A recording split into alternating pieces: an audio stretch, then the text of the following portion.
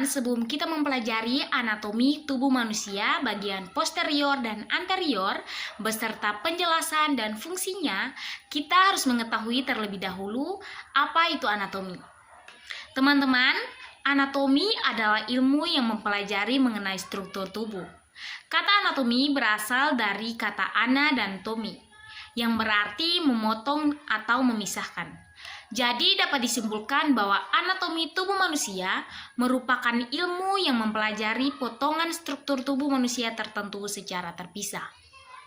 Teman-teman bisa lihat di sini ada gambar anatomi tubuh manusia bagian anterior dan posterior.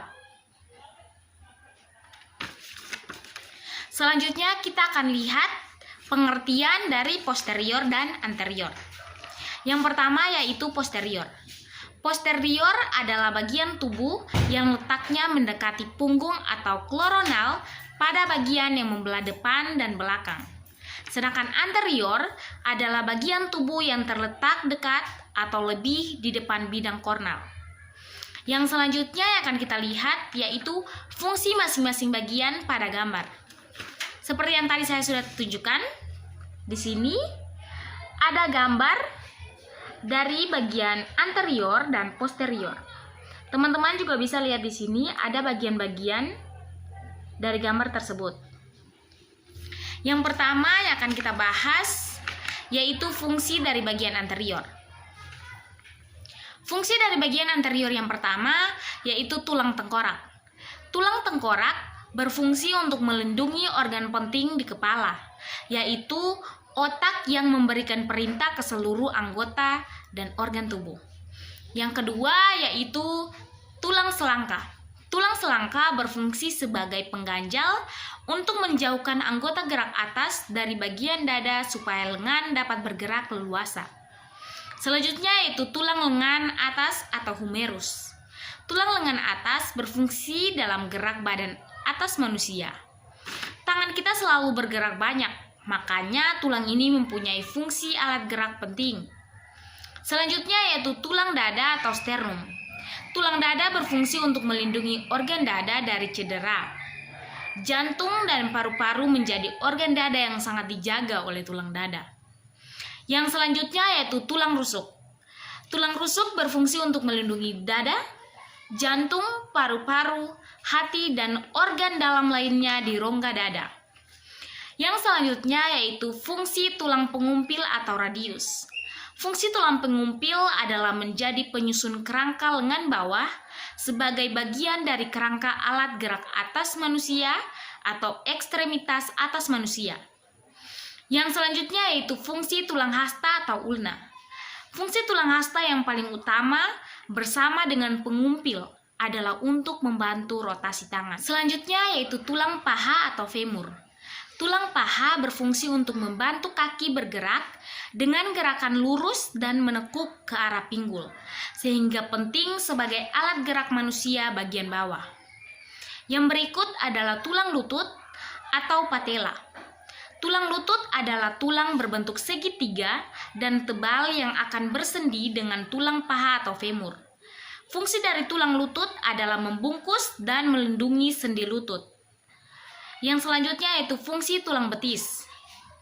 Fungsi tulang betis atau fibula adalah untuk melindungi bagian kaki, meletakkan bagian lutut, menopang berat tubuh dan memberi kekuatan pada otot saat bergerak.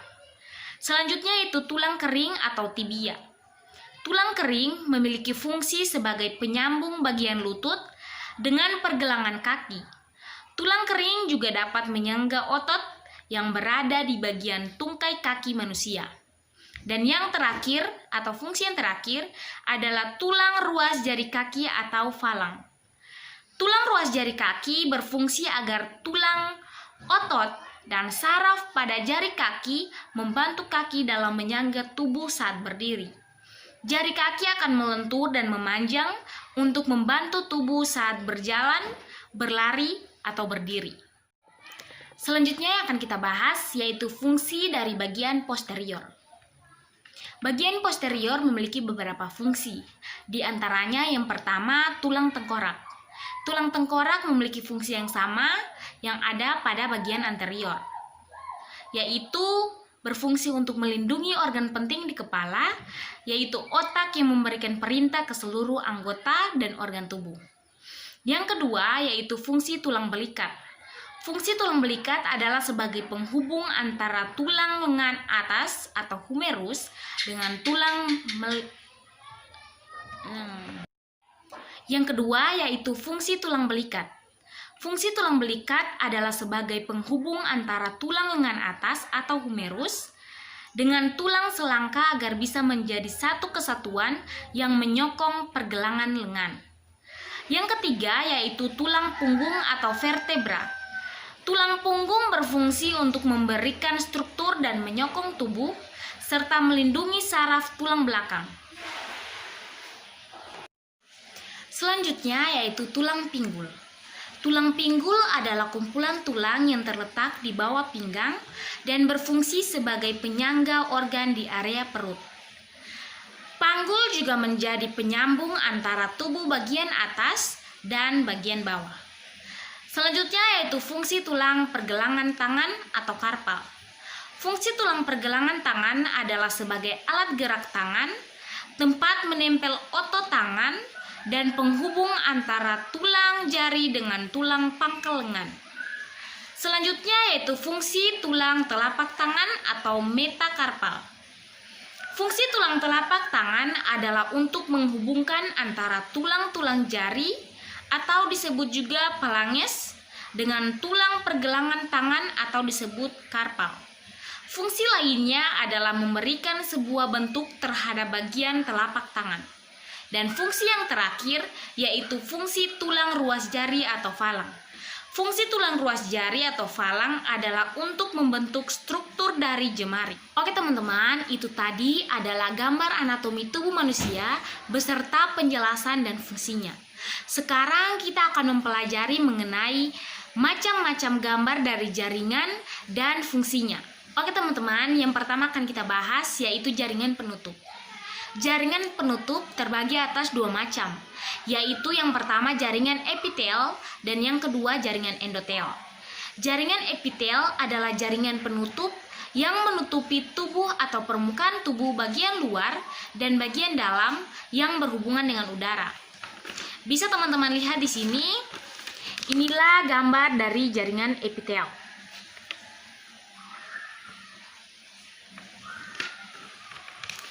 Fungsi dari jaringan epitel adalah melindungi jaringan di bawahnya agar mencegahnya dari kerusakan karena gesekan mekanis, radiasi UV, dan serangan bakteri. Melapisi seluruh kelenjar di dalam pencernaan pada tubuh, tabung air, dan terakhir pada rongga paru-paru serta menghasilkan sel-sel kelamin yang akan dilepaskan oleh tubuh. Yang kedua yaitu jaringan endotel. Jaringan endotel adalah jaringan penutup yang menutupi tubuh bagian dalam yang tidak berhubungan dengan udara. Bisa teman-teman lihat di sini, ini adalah gambar dari jaringan endotel. Yang ini ya teman-teman. Fungsi dari jaringan endotel diantaranya yaitu yang pertama, mengatur tonus pembuluh darah. Yang kedua, mengatur adesi, leukosit, dan inflames. Yang ketiga, mempertahankan keseimbangan antara trombosis dan fibrinolysis. Dan yang kedua yaitu jaringan penunjang. Jaringan penunjang terbagi atas 3 macam. Yang pertama yaitu jaringan ikat. Teman-teman bisa lihat di sini, ini adalah gambar dari jaringan ikat. Jaringan ikat ya teman-teman. Fungsi dari jaringan ikat antara lain yang pertama, mengikat dan menyokong jaringan yang satu dengan jaringan lain. Yang kedua, melindungi jaringan lunak atau jaringan tubuh. Yang ketiga, menyimpan mineral dan energi. Yang keempat, penghasil imunitas. Yang kelima, transportasi atau darah. Dan yang terakhir, mengisolasi. Yang kedua yaitu jaringan tulang rawan. Teman-teman bisa lihat di sini. Nah, ini adalah gambar dari jaringan tulang rawan. Fungsi dari jaringan tulang rawan antara lain yang pertama, menyokong jaringan atau organ lunak. Yang kedua, merupakan daerah pergeseran dalam persendihan. Yang ketiga, membentuk tulang sejati. Dan yang terakhir, pembentukan tulang sejati. Yang berikutnya yaitu jaringan tulang keras. Ini adalah gambar dari jaringan tulang keras. Fungsi dari jaringan tulang keras antara lain menjaga berdirinya tubuh, membentuk rongga untuk menyimpan atau melindungi organ-organ yang halus, membentuk persendihan, dan yang terakhir sebagai tempat melekatnya ligamen-ligamen dan otot. Jaringan yang ketiga yaitu jaringan otot. Teman-teman, ini adalah gambar dari jaringan otot. Ini ya.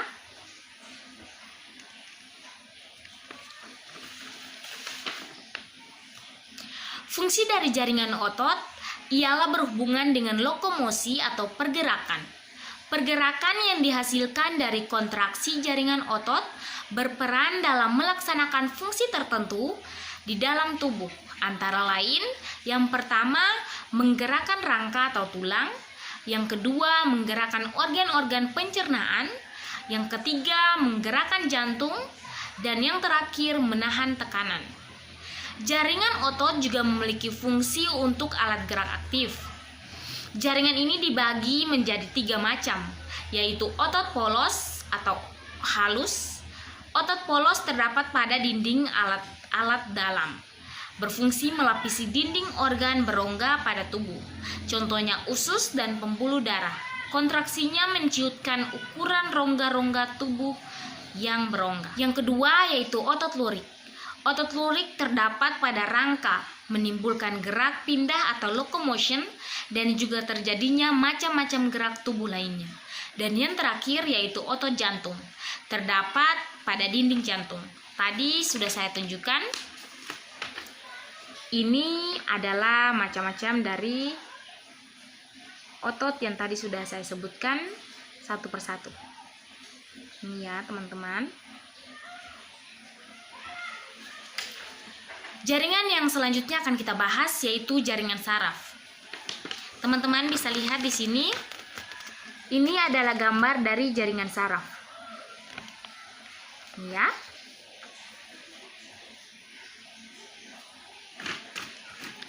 Fungsi dari jaringan saraf adalah untuk membentuk jaringan komunikasi dari sistem saraf dengan menyalurkan sinyal-sinyal listrik di seluruh jaringan. Dan jaringan yang terakhir yang akan kita bahas yaitu jaringan cairan. Darah merupakan jaringan yang berbentuk cair dan terdiri dari cairan darah. Darah dan sel darah yang terapung dalam cairan tersebut. Teman-teman bisa lihat di sini. Ini adalah gambar dari jaringan cairan, yaitu darah. Ini ya teman-teman. Ini gambarnya. Fungsi dari jaringan darah yang pertama, mengangkut berbagai jenis sel darah ke seluruh tubuh. Dan yang kedua, mengangkut O2 dari paru-paru dan nutrisi dari sistem pencernaan untuk diedarkan ke seluruh tubuh. Yang ketiga, trombosit dan fibrinogén yang berperan penting dalam pembekuan darah. Yang keempat, mengangkut limbah atau CO2 dan urea dari berbagai jaringan tubuh ke organ pembuangan, yaitu paru-paru dan ginjal. Dan yang terakhir, plasma darah membantu mengatur suhu tubuh. Ya teman-teman, demikian penjelasan saya mengenai gambar anatomi tubuh manusia bagian posterior dan anterior beserta penjelasan dan fungsinya serta gambar macam-macam jaringan dan fungsinya. Demikian presentasi saya. Terima kasih. Shalom.